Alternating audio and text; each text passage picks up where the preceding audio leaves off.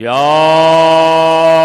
بنی آدم قد انزلنا الیکم لباسا یواری سوآتکم وریشا۔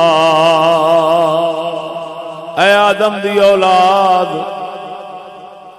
اے آدم دے پترو، اے آدم دی نسل، اساں تواڈے وال لباس اتاریا ہے، یواری سوآتکم، جڑا لباس تواڈا ستر چھپاوندا ہے، تواڈے ننگے چھپاوندا ہے۔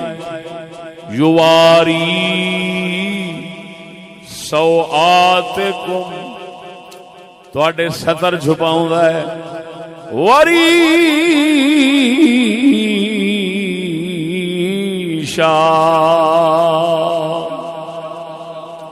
اور تواڈے واسطے زینت اتاری، لباس دے دو کم پروردگار نے دسے نے۔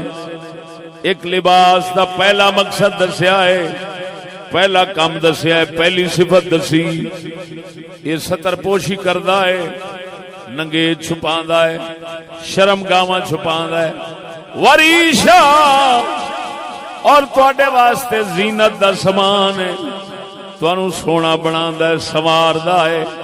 توجہ فرما، تیسرا مقصد گرمی سردی تو بچنا۔ وہ اللہ نے ایک اور مقام تے ارشاد فرمایا تقیکم الحر،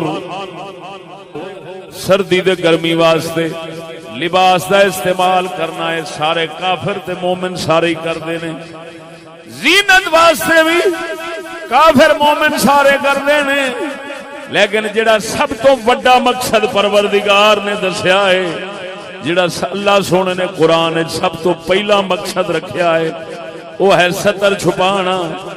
مسلمان دے لباس دے کافر دے لباس دا ایتھے فرق ہو جاندا ہے۔ کافر سردی گرمی واسطے لباس پاؤندا ہے، زینت واسطے بھی پاؤندا ہے، لیکن ستر چھپاون واسطے کافر نہیں پاؤندا۔ اگر اپنے آپ دی حیا غیرت بچانا واسطے پاؤندا ہے تے صرف مسلمان ہی پاؤندا ہے۔